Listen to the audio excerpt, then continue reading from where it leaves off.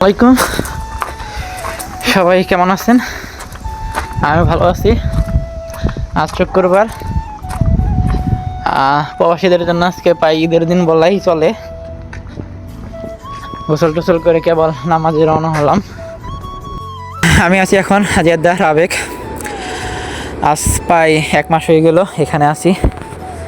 এখানে প্রচুর গরম তাপমাত্রা, মরুভূমি, আশেপাশে তেমন একটা বসতি নাই। যাইতেছি মসজিদে, আজকে জুমাবার। আর এই যে তাপমাত্রাটা প্রায় 34 ডিগ্রি। এখানে শীত নাই, পাশেই সমুদ্র, আর এখানে গ্যাসের প্ল্যান্ট, মানে প্রচুর গরম আর কি। এখানে কাজ করতে সবারই কষ্ট হয়। রাস্তা পার হয়ে আসলাম মসজিদের সামনে। আর এখানে মসজিদের সামনে হইলে এখানে বাজার মিলে। সৌদি আরব প্রায় মসজিদের সামনে বাজার মিলে।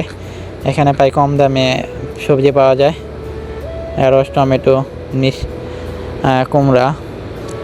আজকে এখান থেকে কিছু বাজার করব, কারণ সপ্তাহের শেষে একদিনই সময় হয় বাজার করার জন্য, শুক্রবার। মানে শুক্রবারে বাজার করে আর পরে 7 দিন সাপ্তাহিক বাজার আমাদের চলতে হয়। এটাই জীবন। কিছু সবজি নেব আর কি।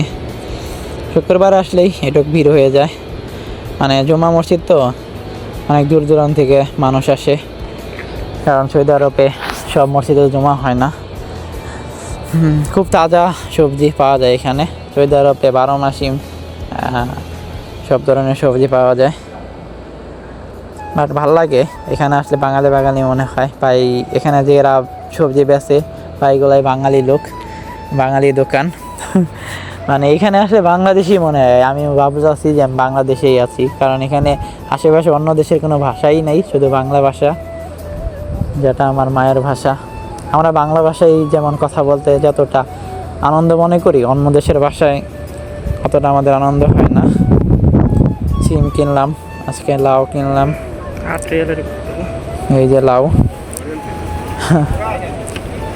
সিম ইত্যাদি ইত্যাদি। সপ্তাহে যা লাগবে আজকে সব হিসাব করে কিনে নিয়ে যেতে হবে, কারণ আর তো সময় নেই।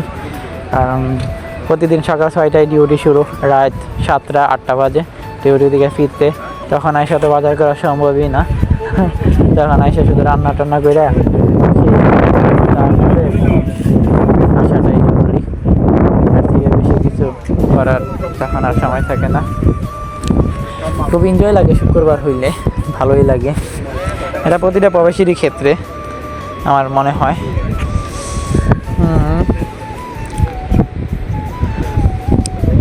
আসছি জেদ্দা ফেয়ারি পার্সেলে, অনেকটা খারাপ লাগে। তারপরও যখন এই সব বাজারে বাঙালি টাঙালি দেখি, ভালো লাগে। তাদের সাথে কথাবার্তা কইলে খুব ভালো লাগে। এখানে সবজির দাম আমাদের বাংলাদেশের থেকে অনেক বেশি, কিন্তু বাংলাদেশি হিসাব করলে এখানে খাওয়াই যায় না। এই যে কমলা, এই কমলাগুলো অযথাই কিনছিলাম, ভিতরে তেমন একটা ভালো না, এখনো কাঁচা। এই কমলাগুলো বাইরে থেকে আসে। বিদেশ মানে সংগ্রামের জীবন, এই সংগ্রাম করতে হবে, প্রতিটা পদে পদে যুদ্ধ। যারা নতুন আসছেন তাদের তো মানে জীবনটাই পুরা কষ্টে থাকাই যায়। আমিও নতুন আসছি, তাই 3-4 মাস হয়। আজ আসলাম, আইসা জীবনটা বুঝলাম, বিদেশ জীবনটা কত কষ্টের। এক জায়গায় থেকে ধাক্কা খাই, আরেক জায়গায় যাই।